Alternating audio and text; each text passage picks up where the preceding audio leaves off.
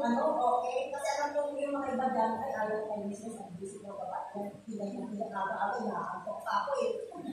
Kasi magdamag, hindi na kasi matulog na maayos. Kaya, girls, sabi naman sinasabi, paggabi, ang aga naman natin natulog kung kayo umaga ng maaga. Para magising ng umaga, magbulang ko kayo, pagising kayo ng maaga din. Pero bukas, hanggang anong oras kayo kayo matulog, okay lang kasi bukas, okay lang. Hindi ko kayo bubulabogin, ha?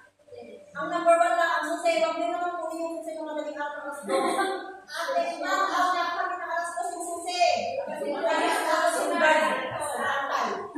Wag din po yung susi ng alas 2 sa pag-uling.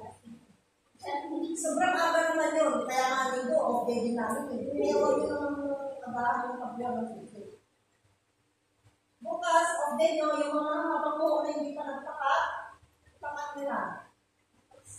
Bukas, yung mga magdapat ay mahabol ng bembang, pwede mag-bembang, mag-supporting. Yung mga hindi pa yung mga hindi pa nakawin ng lagis, yung lagis natin, yung mga department ha, yung lagis natin, 7 kg. Huwag kang magdadala ng 25, 40 kg na katulad ng lagis ko. 7 kg lang. Kung hindi na yung mga lagis nyo na mga important things na pwede nyo gawin sa sila po. Kasi baka mamaya, nagsabi ako na ate, ilagay mo na yung lagis mo kasi mag-check lagis kayo. Ano, wala pa ako nabibiging kondom. Lahat ng mga important, magbili na kayo para isa namin. Yung mga magsisimba dyan bukas, ate, pwede kayo lumabas maaga, huwag lang yung malagos sa atin. Pwede din kayong kung yung antay din yung food natin bukas. Ewan po, ano po yung masarap o hindi yung food. Pwede naman tayo magkakaw. Pwede naman tayo gawin sa maaga. At hindi na naman tayo pagbabahin kung ano yung papakain natin sa inyo. So ate, kamay-kamay, mahal ka matulog para bukas, makakagin kayo magising na kung saan kayo nag-delay. Kaya dahil yung lagi natin sinasabi, babalik kayo ng buo. Huwag yung saan kayo lang.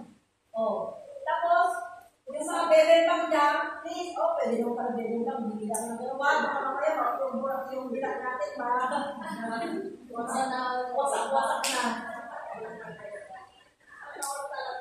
Tapos, yung mga alis, yung lagis nyo, na walang lang pakita, kasi baka mamaya, mawala na, makukuha ng dalawang dagandaan. Kasalanan naman namin, bakit mawala yung dollars nyo.